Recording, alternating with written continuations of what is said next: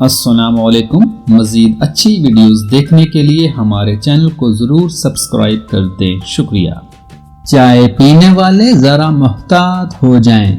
چائے جلد کو خراب کرتی ہے، خون کو خشک اور فاسد کرتی ہے، دل و دماغ کے لیے بے حد مضر ہے، معدے کو خراب اور بھوک کو ختم کر دیتی ہے۔